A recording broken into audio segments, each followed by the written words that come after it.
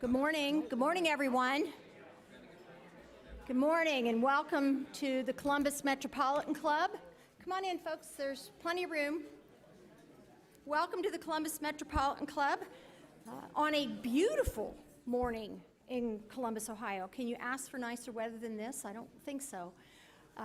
Thank you for being here. My name's Jane Scott, and I serve as President and CEO of the Columbus Metropolitan Club, and it's a real treat to be able to be the first to welcome you here to a Metropolitan Club Forum on behalf of our team of staff, our program committee, and our Board of Trustees. So thank you.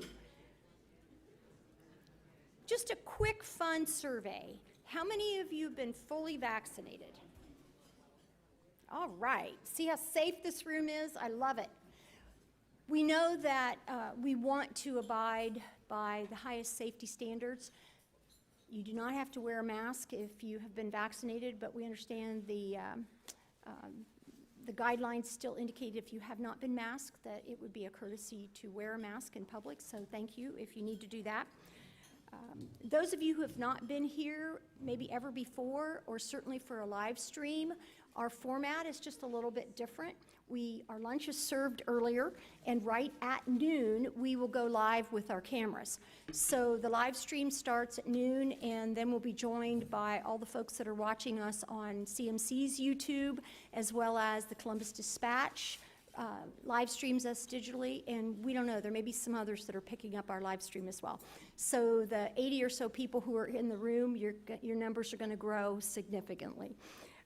One of the things that we do ask you to do, we know we all love our cell phones, I do too, but please make sure they're on silence. Feel free to take photos, post photos on Facebook, Instagram, wherever the social media places that you like to share, and let everybody know what a great time and what a good program you're enjoying at the Metropolitan Club. And we hope you'll help us encourage people to come back to CMC. We're looking forward to having our typical couple hundred people in the room, and we need you all to help us promote that and let people know to come back to CMC. So I'm playing double duty today. Enjoy your lunch, and in about 15 minutes, I'll be back up here to introduce our speakers. So thank you again for being here.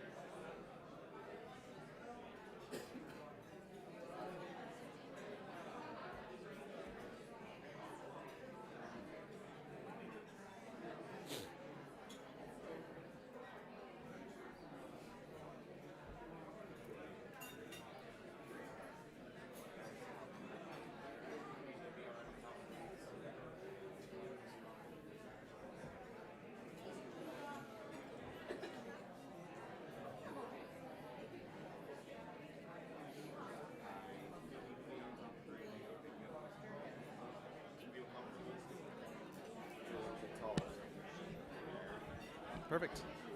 Thanks.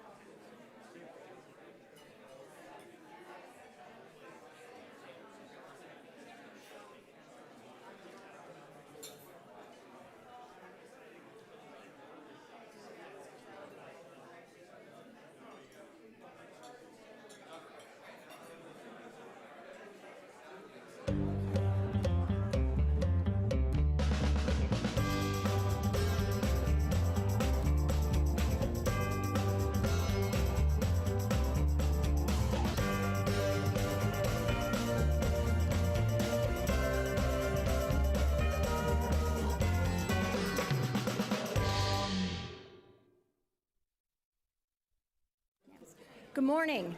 Good morning and welcome to the Columbus Metropolitan Club once again. My name's Jane Scott and it's a privilege to serve as President and CEO of the Columbus Metropolitan Club and say welcome to all of you who are here in the room with me as well as those of you who are joining us online. We really appreciate you being with us today. So let's begin our forum by welcoming a new member. I believe Chris Davey from the Davey Group. Chris, are you here? Welcome, Chris. Thanks. I'd like to invite all of you to consider becoming a member of the Metropolitan Club. Membership's very affordable, and it's a great investment in yourself professionally and in the community.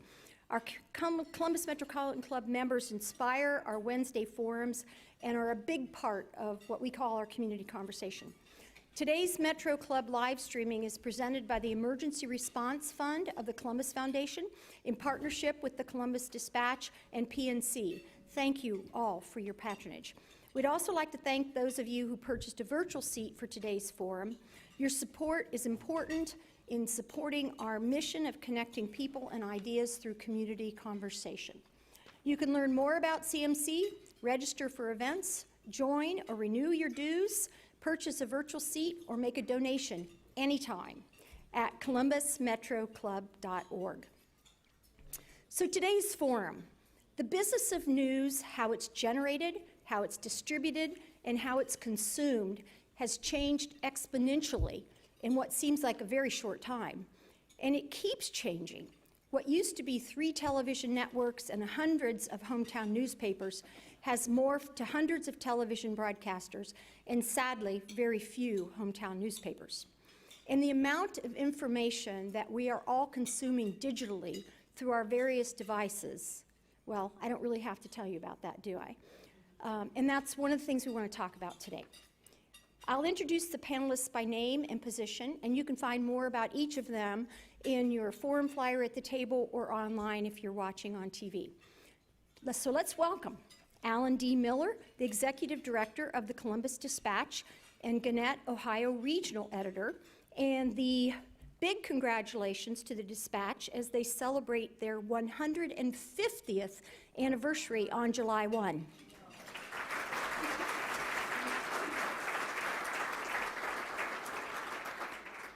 Walker Evans, CEO and co-founder of Columbus Underground. Thank you, Walker.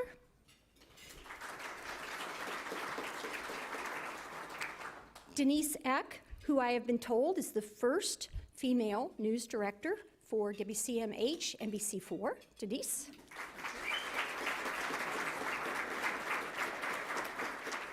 And of course, one of our favorites, Ann Fisher, executive producer of All Sides with Ann Fisher for WOSU. And you're just about ready to move into a new office, aren't you? True. Okay, good. Well, thank you all, and Ann, it's all yours.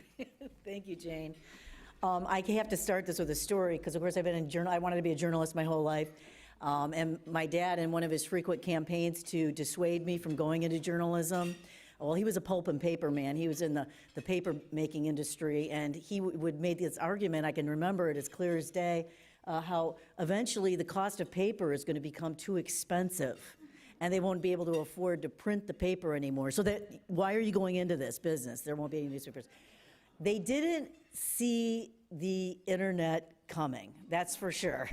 I, of course, ignored him, as I did on so many other levels, and went on anyways and spent, most of my career in print journalism. But now, and while I was there, we were starting to make these transitions at the Dispatch for the whole multi-platform scenario and that kind of a thing. And then, of course, I moved to another place, to broadcasting, which were also in the multi-platform scenario. So there's a lot to talk about because it's not just changing one direction, it's creating all these new directions and then changing those. And if anyone's ever talked to me about the future of journalism, I've often referred to it as sort of a rope bridge across a chasm. Because of the internet, because of the changing scenario, the question is, will the business models that we erect to support good journalism survive as we, cross that bridge, or will it start to unravel? It's certainly frayed at the edges, right, Alan Miller? That's all he's saying. The Reuters Institute for the Study of Journalism produced a report in January on the future of journalism. Obviously, the pandemic played a huge role in responses, and probably so did the politics of the day, right? It was a busy year last year. It was crazy. The report said that one unexpected byproduct of the pandemic seems to be a renewed confidence among journalists about the value of their product. I wanted to start off on a high note because a lot of times people say to me, it must be really hard to find people who want to be journalists anymore. And that is simply not the case. Alan Miller, what's your experience been? You're absolutely right. First, I want to say thank you all for being here today. It's great to see so many people in person and not on a Zoom meeting. Right. But yeah, we have an intern program we have for years, and the interns, the applications are as strong as ever. The interns we hire are high on the future and eager to work in this field. Like many of us in this business, they feel that it's a calling. I mean, what we do is a community service. We who are journalists know that there's a business side attached to this more now than ever, but we feel called to do this because we do a community service, providing information that you need to navigate your daily lives and make important decisions. And I thought a lot about this this morning. In fact, as I not just preparing for this, but I looked out the window of our current office at our former office where the big neon sign still glows bright. And they were changing it from 149 to 150 today. Oh, wow. Yes. Yeah, so it's, and right below it, or next to that number, 150, is years of service. And we take that very seriously, and so do the members of the next generation of journalists that we're out there reporting facts and truth that people desperately need, more now perhaps than ever. I wanted to talk to all of you about just on that note, though, this past year we saw our listenership go way up. I mean, people were glued to the TV, they were glued to the internet, they were glued, waiting for their paper to arrive in the morning, if that's what they do. They were on the radio, they were listening, they were checking in to find out what's going on locally. They were more plugged in, Denise. How did that affect your operation? Well, it came at us like an avalanche, for sure. And there was more news coming each day than we had newscasts. And so we added a newscast, and March, when the governor was starting to do those daily 2 o'clock ones, and it was April, May, June. Should we keep going? Should we keep going? Mm-hmm. That newscast never went away. And so it was sort of hopeful for me to see, pre-pandemic, you hear all of that, fake news, let's get it on our phone, let's go for, stuff that realigns with our political views versus news of the day. And you see when the big stuff happens, viewers come back to trusted news sources. But yeah, we continued to hire during that period and, never struggled for story ideas. Certainly not. Right. And what about you, Walker? Yeah, well, I want to mention too real quick, Columbus Underground is celebrating our 20-year anniversary, Wow. which we Yeah, good. we have. That's nothing compared to 150, but it's still a nice little milestone for our baby publication here at the table. But yeah, I mean, we never had any shortage of things to write about over the past year. We had to pivot pretty quickly to turn, some of our arts and entertainment coverage as events were being shut down as the pandemic, kind of first got underway, to covering, what's DeWine's announcement this week. How do we distill this information? Putting together new email newsletters to kind of get almost this like PSA type information out to people and help keep them informed. So there were a lot of changes internally to keep up with that, but we're in the process of hiring a new video editor right now, and we're just flooded with applications of people who want to be involved in that sort of thing. Right. I subscribe, so I don't know if it was an extra, but a lot of, my Washington Post, New York Times, whatnot, offered their information about the pandemic as it was rolling out free to everybody. You didn't have to be a subscriber. I just don't know if, yeah.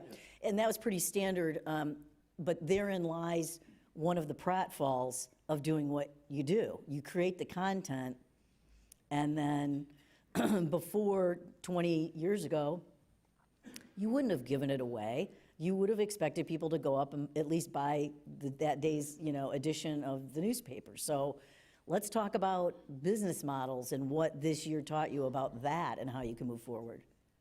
Well, it's been very gratifying to see that even when people were receiving it free, they see great value in the content that we provide, and they're willing to pay for it. And I thank all of you who subscribe. We can't do it without you.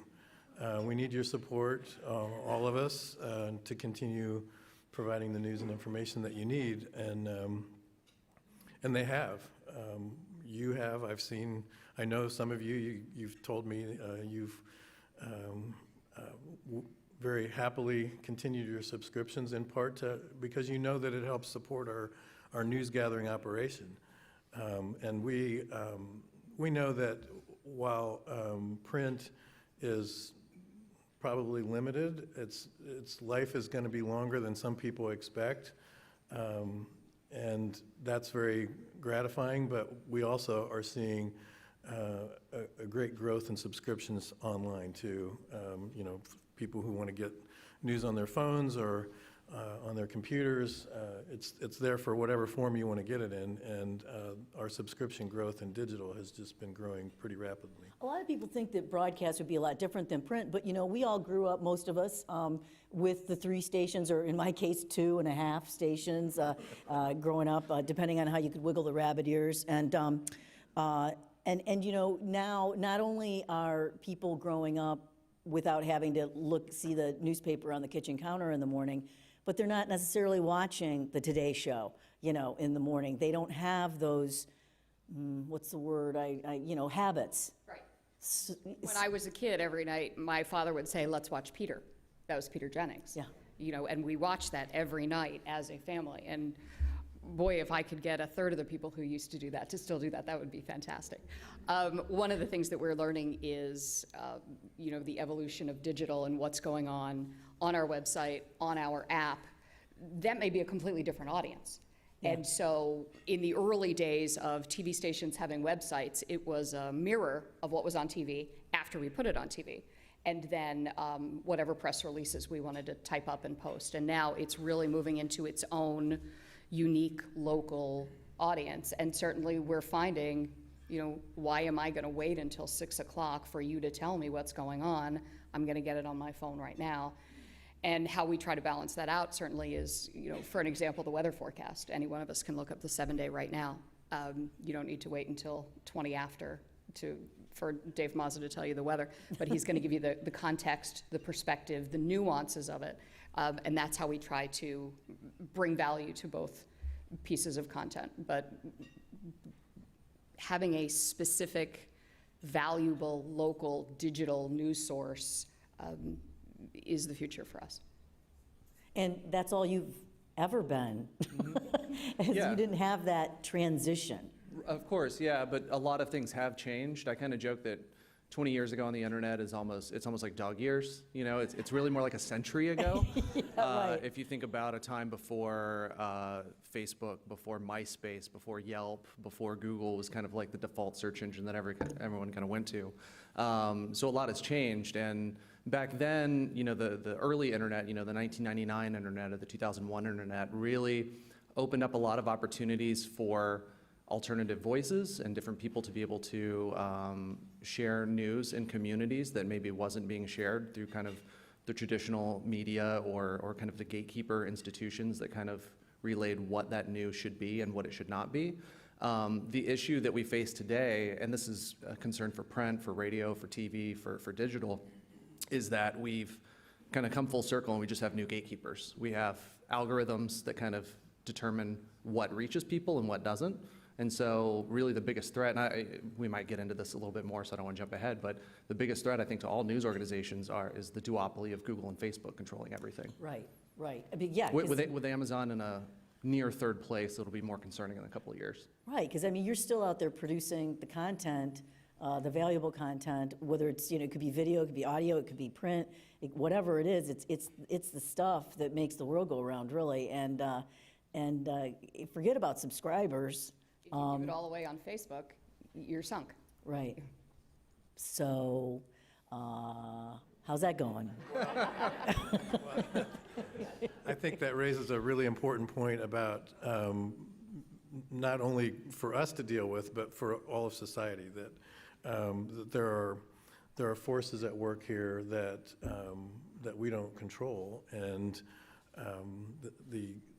the big tech and communication companies that do control it have a lot of power in that space. And as you all know, there's a lot of discussion about how that should be regulated and how they should behave when it comes to their relationship with us as news gatherers and providers.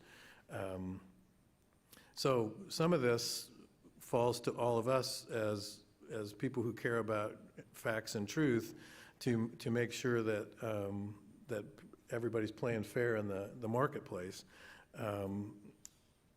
And that really comes down to your home when we're talking about discerning what is credible information and where it comes from. I mean, I hear people, and I'm sure you do too, I say, why do I need to read the paper? I get it on the internet, or watch TV or whatever. The reality is that a lot of the news that's on the internet is not news. It's garbage, and that which is truthful and fact-based comes from one of us. We're the providers. There are no Google reporters. There are no Yahoo report. Well, there might be a few, but generally speaking, we are the providers. So without knowing exactly where your news comes from, being a discerning reader, you may be getting it from one of our sources, which would be credible, or you may be getting it from someone who's trying to trick you. And so we all have to be good news discerners of what's true and trusted news sources. And it's not binary or, a tripod of choices anymore. It's multitudes. And, to that point, I mean, the world has shrunken when it comes to our media, Denise. I mean, it has, and there's lots of good media organizations out there, and there's really some great nonprofits popping up across the country that are doing a great job too. But how do you make it when you're still the primary content producers, and you're not getting the credit sometimes at all? There are some things that you can do strategically with, embedding things in sites and trying to drive the traffic back to your sites and things like that. We learned a couple of years ago that if we continue to focus on local news and not be an aggregator of the celebrity news and the other stuff, that's where our true value is going to be. And so we try to keep doing that every day. Let's talk about local news every day. Let's cover Columbus and Central Ohio better than anybody else. But as recently as last week, we saw on YouTube someone had taken an interview that we had done, chopped it up, put it on a channel, and made someone who was the loved one of a crime victim look like the suspect. And so you control your content as much as you can control your content. But as far as trying to separate yourself from the junk, just stay local and source it out. You brought it up. Well, I mean, it's this catch-22 because, writing, what's important isn't always what's popular, and what's popular isn't always important. And so at the same time, you still need to kind of feed that beast and reach people and grow engagement and grow your audience and drive people to be subscribers. I was looking around at Facebook pages, and by no means am I trying to, throw you under the bus, because I think every publication does this. Just looking at Facebook pages of NBC4 and the Dispatch over the past couple of days, you guys have over 1 million followers on Facebook. I think the Dispatch maybe has like 150,000, maybe 200,000, something in that range. We have like 80,000. So you guys are the big dogs on Facebook. A lot of what gets shared and gets the most engagement is what used to be sort of like the news of the weird, like the weird news of the day, like in the other paper. Yeah. And it's Florida man stories. Florida man punches an alligator in the face. And that gets shared millions of times and hundreds of thousands of comments.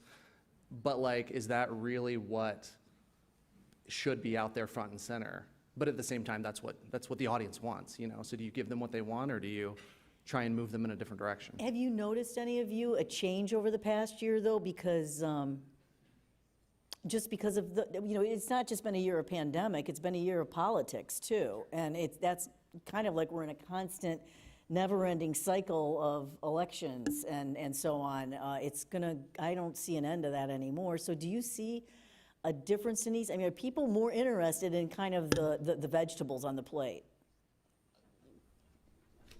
If I could address, Sure. I would love to do that first, And if I might. it's everyone doing this, Sure. all Well, over the place. We do have more than 1 million friends and likes combined, and a couple of years ago, that would be something that we would brag about. You would see promos on that on television. Everybody did. Oh, who has the most in the market? We don't track that anymore. We don't care. My Facebook page is not my product. My on-air product, my website, my app, that is NBC4. And so Facebook is where the people are. And when you talk about giving it away for free, or, to me, my version of the paywall is, I want you to watch my TV broadcast, I want you to download my app, I want you to go to my website, because that's where the advertising is, and that's how we make money. Facebook is a way to get people in the door, but our search traffic on our website, 40% of it came from Facebook 3 years ago. Now it's 20%. And we're delighted by that because it's cheap. Yeah. It's not valuable, it's not local, it's not loyal. And so when you talk about the evolution and where things were and where things have come from, we don't give it away on Facebook because it is a product with value, and I want to take you to the place where we have the advertisements. I guess that would be our version of the paywall. The only thing that I really put out on Facebook is severe weather information. I'm not going to make you click someplace else if your house is about to get blown up. But Facebook is not my product. I have a Facebook page. We have Instagram. That is not my product. I'd say to your question, I don't think that it's necessarily changed all that much in the past year, but over time we have seen consistently that the stories that bring the most traffic to our website and now are producing new subscribers are those traditional enterprise, investigative, watchdog stories that have always been our bread and butter, and provide the most value to our subscribers. Yeah, there are those entertaining Florida man, Ohio man stories, and people do read them, but that's not necessarily what they value most, and it's proven through what they click on the most and what they subscribe to when they see those stories. It's the enterprise and the watchdog work.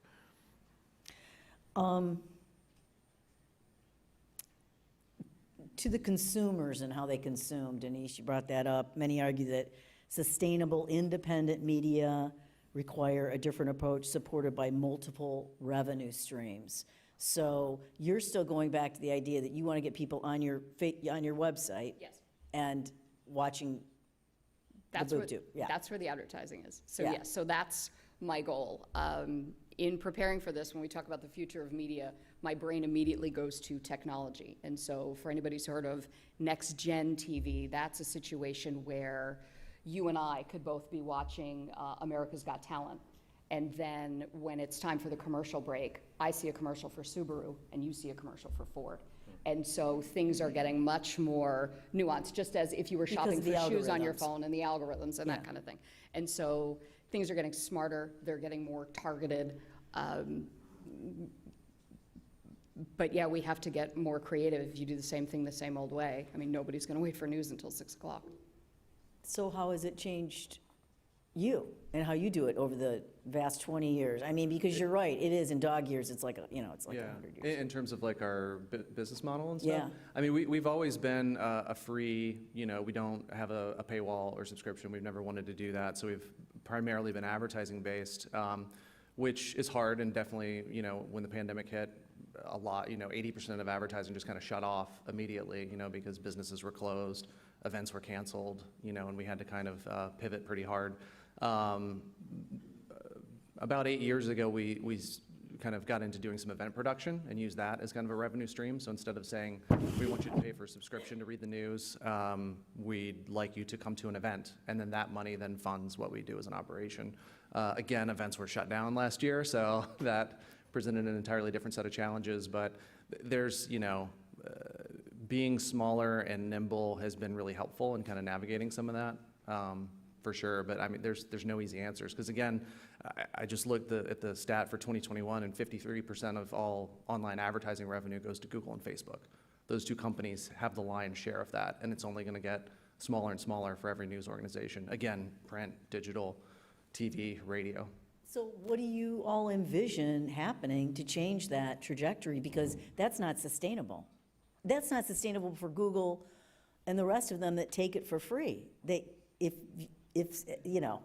need content. Well, in our part of the business, we've moved, advertising is still very important, and also part of the content of our paper. It's information for our readers, and we know that they appreciate that. But we've also realized, as Walker just pointed out, that the opportunities for advertising are far greater, the number of outlets and places that they can advertise. So we're looking at diversifying our income through seeking a strong subscriber base, to make sure that we have income from people who value our work, as well as advertisers who also value the work and see it as an important way to reach customers.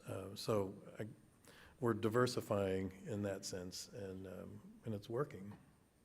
Denise? For television, advertising isn't the number one way that we raise revenue anymore. Now it's retransmission fees, the fees that the cable company pays to my parent company to carry our signal, the fees that are paid back and forth between NBC. They're like right here with advertising revenue, and so that's been a big change over the last 15 or 20 years. Does it matter that so many of us have gone online for our, okay. Yeah. So that's changing too? Yes, and that's why you see, every so often on your favorite local station, tell Dish Network how much you value channel blah, blah, blah, because they're in a squabble. And those are high dollar negotiations, but that is when you look big picture beyond Channel 4 and parent companies and things like that, that's a significant part of the business model. You know, we can't stop without talking about a really obvious shift in the whole thing, and that is how we do the job, literally. Many have been forced into remote working situations. A lot of perhaps previously skeptical journalists, because they can be that way, found that they like working from home or on the road. You know, they don't want to come back to the newsroom. We used to think, you know, you had to be in a newsroom. We've learned the hard way. No, you don't. But what do you think is lost in the mix? And I imagine, Walker, that you were kind of had a lot of remote, you know, people working remotely anyway. So Yeah. did Yeah, it change much for you? we have a small team. There's about 10 of us in the office, and then another 15 or so kind of freelancers that mostly operate remotely. So it was a pretty easy shift to have people start working from home. We brought everybody back at the start of June when we hit 100% vaccinated at the office. But even then, you know, we said we'd like to have everyone in person for meetings because we all hate Zoom at this point, and it's just so much nicer to talk to people in person. And then the rest of the week, you know, kind of come and go as you please. You know, if you need to get some serious stuff done or meet with someone in the office, do that. If you'd like to stay home for the day, you can do that. It's more about the job getting done than it is the physical location. But an increased level of flexibility maybe for you, Denise? Certainly. I miss the brainstorming, Yeah. the editorial meeting where you kind of riff off of each other, and so that was lost. But I think sometimes about if I was going to build a TV station from scratch, would I make people who lived in all these different parts of the community come to a building only to go out and cover those parts of the community? And so it may have impacted our reporters the least, since no news is ever really done in a newsroom. You know, I want them out there. Right. But the camaraderie, the team building, the brainstorming, it's nice to have that back. You know, I was just thinking of budget meetings we would have at the dispatch, and we would sit down and someone would say, oh, I've got this great idea, and, you know, half the room would say, who cares? And then 15 minutes later, you're still talking about it, and finally someone says, okay, we got a story. You know, because if you talk about something for 10 or 15 minutes, that means there must be something to write about too, right? Yes. Yeah. We still held that meeting every day. Via Zoom. Via Zoom. And reporters and photographers in particular never stopped doing what they always do. They were out and about covering the community and talking to people through masks, but they were out doing what they always do. And so that really didn't change. But if I could, I think you've hit on an important point for the future of news, and that is, we've talked a lot about business, but the business is built on what we provide, and that is the news and information and storytelling. And for me personally, I think an important, perhaps the most important ingredient for the future of news is the fundamental, are the fundamentals of what we've always done: accurate and fair reporting, gumshoe, enterprising journalism, the news and information that you rely on. So we're gonna continue with the fundamentals, and the delivery systems and the business models may change, but that is at the core of what we do. You know, a big change in this has to do more with mergers and acquisitions than anything, is the merger of so many of the State House reporters under the Gannet flag. And, you know, all these people I highly respect, and this has nothing to do with them individually, but there is an element of competition that is going away by all of that. And that's an important factor in it. So I'm wondering how you respond to that, and think how you achieve that. Those reporters will tell you it's still there. Okay. Okay. There may be fewer of them, but they don't feel the competition any less. And that is good for the business. We challenge ourselves when, you know, there isn't a competitor present to be accurate and first. And we talk about this a lot in the digital age to make sure. I feel like a NASCAR driver some days telling people, you know, we want to be first, but we need to get it right. And I'd rather be second and right than first and wrong. So this is, whether it's competition that we feel from true competitors or from ourselves to get something posted as quickly as possible, we have to keep that in mind. Yeah, and Denise, you have the same thing, and you didn't start out with video, Walker. I mean, you've changed and transitioned to other modes to broaden your platforms. For sure, yeah. I mean, you want to present information to people in the way that they want to receive it, and so whether that's through an Instagram story or a YouTube video, you need to kind of do it on their terms to some degree. And we like, having a variety of things that we can share, and podcasts and all kinds of different, long form, short form, photojournalism, different things like that. I do think that the issue, just to kind of comment on what Alan just said about, the mergers, still having that competitiveness, it's still good for business. I think part of the problem, and we don't see it as much here in Columbus, we're a little bit sheltered, is the loss of journalism in smaller communities. Yeah. According to Poynter, I think 1,800 newspapers have closed since 2004. So in the past 18-ish years, we've lost a lot. Some of that was due to mergers, some of that was just outright closures. A lot of those are in smaller communities. And so it's almost this like Walmartification effect, where if you've got one big, organization, all over the United States giving the same story to everyone, you kind of lose like that Main Street flavor and that local reporting. Again, we're blessed in Columbus. We haven't, we're a big enough city. We don't have those kind of ramifications. But you think about like, smaller communities, Marion or Youngstown, or places that have. Well, I think of places way out that don't have even broadband. Sure, yeah. And don't even have a way to access the internet and all that beholds. I have to say we're going to move to questions for our in-person and live stream audience in just a few minutes. So you might want to queue up for that and start thinking about if you have any questions. But just one final question. How do you see what your new normal is? What are you thinking about going back to, and what do you think you'll never go back to?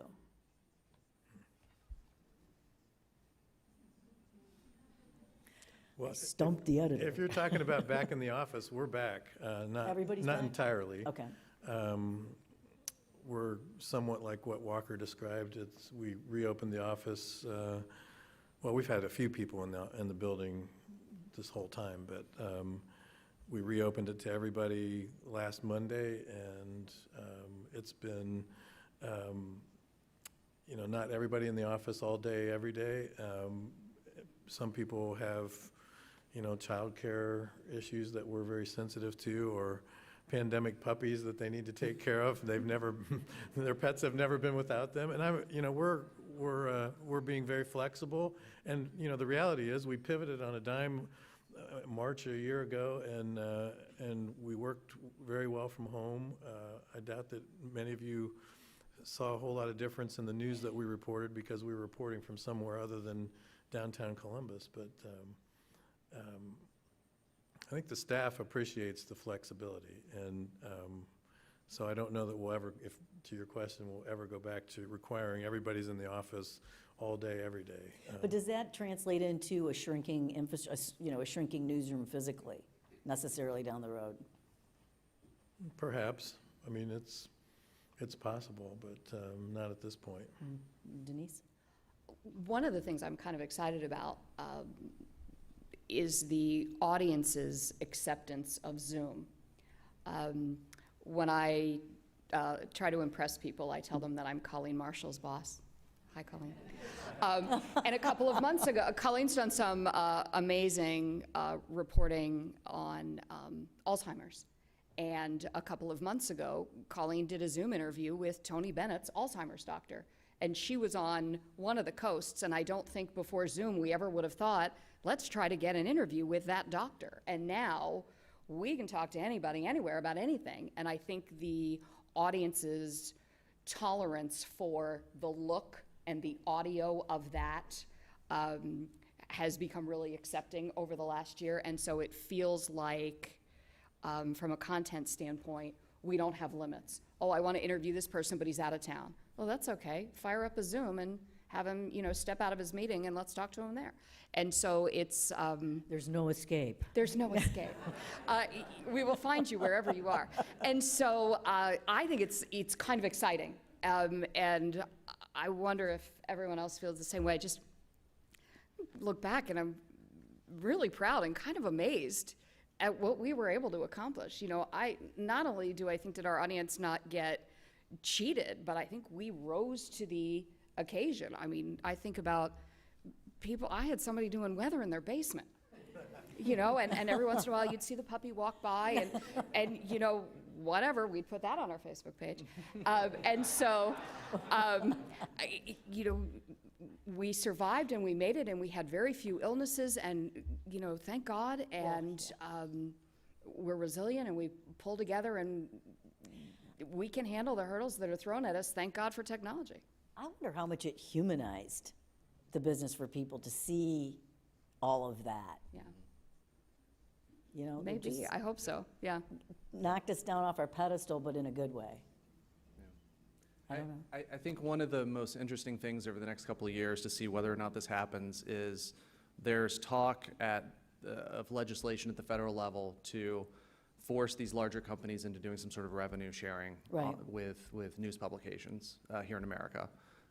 Whether or not this happens is yet to be seen. Australia had something similar. I don't know how many people were following the story. It was back in January. Here in America, we were distracted with other things in January. So the Australian government said, you know, Facebook, you have to enter into a revenue sharing agreement with news publications. And Facebook said no. They said, we're just going to ban all news from Facebook. And so there was about a month, mid-January to mid-February, where news was banned from Facebook in Australia. Local news, international news, no one could post it, no one could share it. It was a news void. And the Australian government balked and said, okay, Facebook, let's do this on your terms. And so, yeah, and so now Facebook is in the process of entering into these agreements with news publications on their own terms. So they're the ones kind of setting how much revenue we're actually going to share, and it's going to be pennies the way that it always has been. It'll be interesting to see whether or not we're able to move forward with something like that in America and hold some of these companies accountable, and whether or not that's going to actually be a benefit to news organizations or not. Hi, I'm Lainey Cuthbert from CMC, and I'm curating some questions on live stream, so I'm going to ask on behalf of our live stream audience. Steve Swift asks, local is key.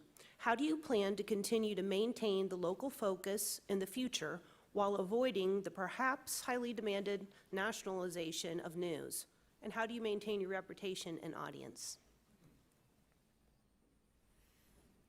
Well, for us, as I said earlier, local news is our bread and butter, and it's our franchise. And there are those who depend on us for some of their national and international news, but I think that is waning because that's ubiquitous. It's available in so many different places, but the local news that we provide is not available elsewhere. And we have worked very hard to maintain a strong news staff to provide that news, and that's what we'll continue to do. For us on the television side, it's, you know, my reporters, the people who work in my newsroom, are assigned to local stories. And then when you look at the newscast, you will have things from NBC, the national bureau, or NBC stations around the country.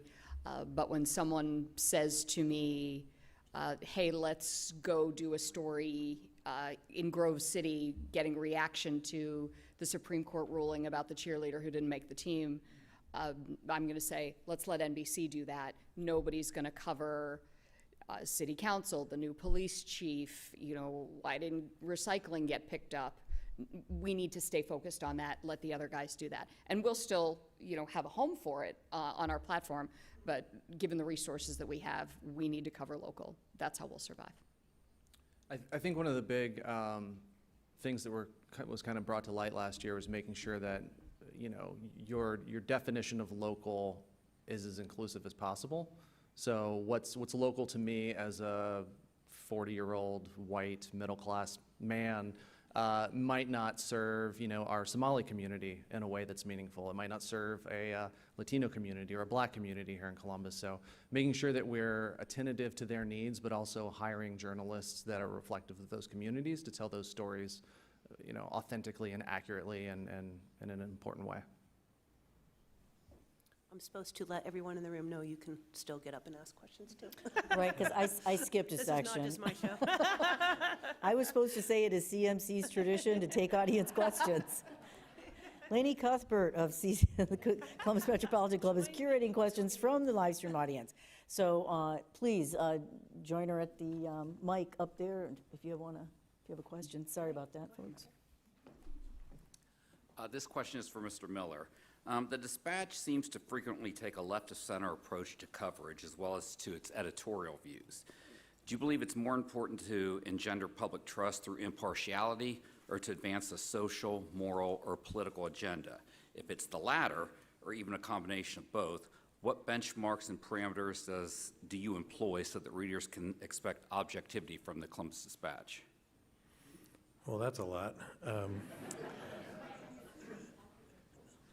And the start of your question assumes a political position that we're not taking, left of center, right of center. The editorial page under the Wolf family ownership was clearly conservative and leaned Republican. When they sold the paper and we looked at the editorial page, our thought was we should walk the line and seek diverse voices and represent the entire community. So while you may have seen something move to the left, I would say it moved from the right to the middle. And in our news coverage, we have worked very hard, what you may be seeing or referring to, we've worked very hard to diversify our coverage. We have in the past done okay at that, but I think we're doing a lot better at representing the broad diversity of this community. And some people see that as socially liberal or left of center, or however you might describe that. I would say we're holding a mirror up to the community and reflecting it back to the community. And you may be seeing parts of the community, stories about parts of the community that you didn't see in the past. And if that changed your view of the newspaper, the message we're trying to send is there is a very diverse community here, and we're going to reflect it.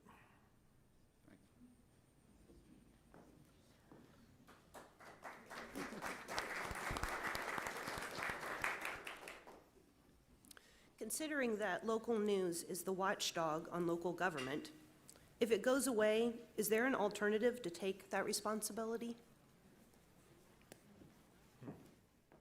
I don't think I can consider a scenario where it goes away. We have a lot of challenges. I hear a lot from people about pay and burnout and that 24/7 cycle. But I think we see in times like the pandemic, like severe weather, like 9/11, people move back to us, that they need the information and the coverage. And so I don't think I can process a scenario where it goes away. It'll evolve, it'll change. We cannot let that happen. Can't go away. None of us can let that happen. I was reading just before I came here a story from the Poynter Institute, which is a journalism, continuing education, and think tank institute in Florida. And one of their media writers was writing about the sale of the Chicago Tribune and presented a warning. The Tribune was sold to the Alden Group, a hedge fund, and this person quotes the former Tribune editor as tweeting out, "The scale of talent leaving the Chicago Tribune is staggering. Combined with January buyouts, a hedge fund's takeover is driving out irreplaceable experience. Pulitzer winners among them. Incalculable loss for Chicago. If you live in a city with a local paper, take care of it." And another from a media writer in Chicago, "Make no mistake, Chicago's business and philanthropic communities allowed this to happen to a vital public trust despite pleas from many quarters. Epic fail." we collectively can't let that happen. I'd like to thank all of you for being here. I'm a consumer of news, like all of us in the room. And, And a former I was gonna reporter say. as well. well, but now I'm a consumer of news, so. But Alan, when you were asked a rhetorical question about why you should subscribe to the newspaper, I thought I'd give you an individual answer. And the answers are Bill Bush and Anna Staver. Bush for shining light on City Hall for the last couple of years. His articles are really top-notch. And Staver, I'm sure that the State House crew, the State House reporters, dive through the state budget, but the legislature's budget has ballooned to more than 3,000 pages. And I thought Staver did a really good job of she gave a good synopsis of some of the, esoteric things in the state budget that, are really important, and I was glad to read them. I'll also say that I like the 7 o'clock news on Channel 4. I'm glad you do a 7 o'clock newscast because I'm still busy at 6. And Walker, my adult children read the Columbus Underground, but you'll have to forgive me. I'm a little demographically, behind You're that. So- allowed to read it too. Okay. Thank you. And of course, Ann, I listen to Thank you very much. WOSU a lot. So, thank you. Okay. Thank you. I'd like to ask for all three of you, where would you like to improve the most content-wise? Are there areas of reporting where you think you're weaker than others? And if so, where do you hope to improve? For us specifically, I have a lot of new people on the team. And so I have people like Colleen, who celebrated a 35th anniversary a couple of years ago.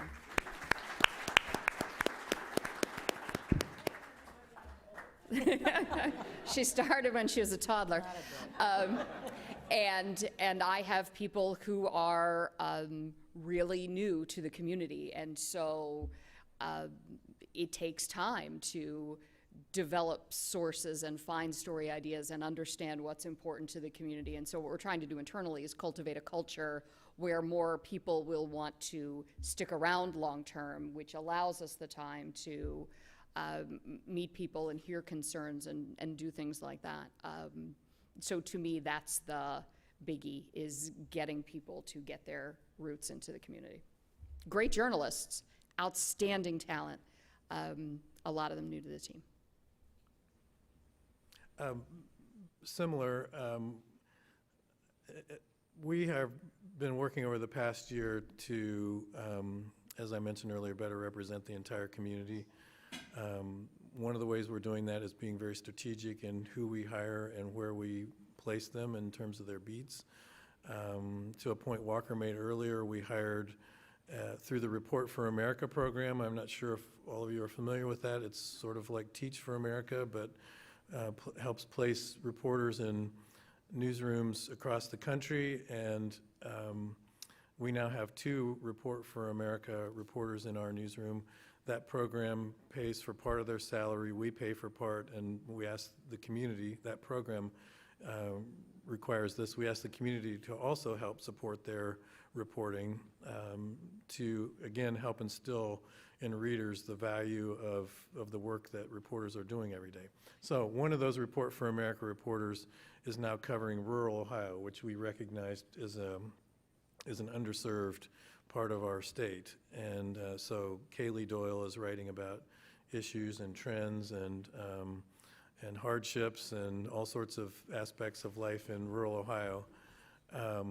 And we just hired another reporter, Yulin Chang, who is focused on reporting on new Americans, refugees, and immigrants in our community. And those are very large populations, and we've written, Danae King has written a lot about them.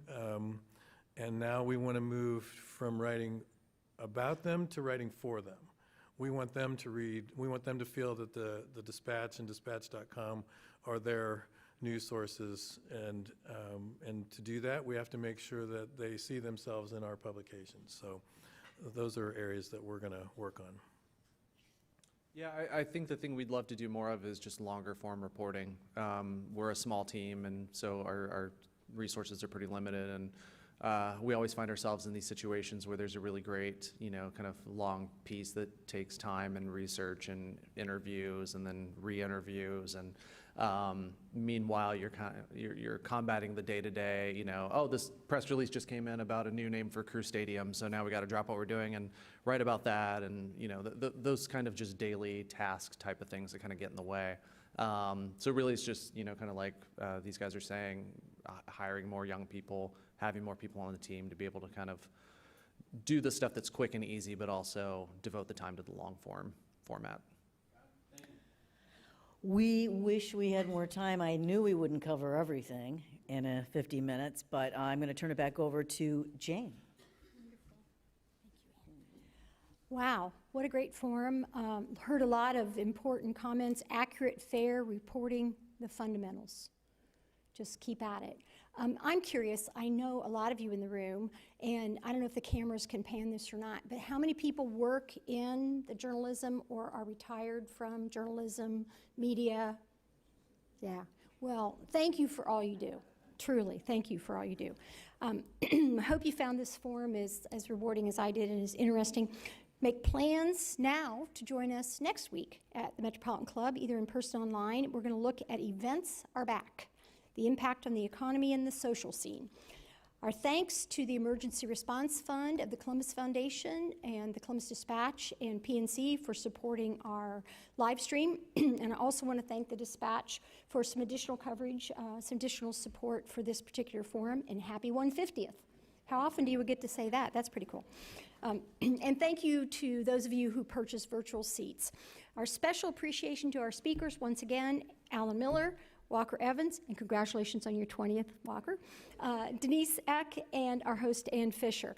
And thank you all for joining us. It means a great deal to have you here in the room with us, and those of you who are watching on camera. We absolutely could not have a program like this without you, so we hope you'll join us next week to continue the community conversation.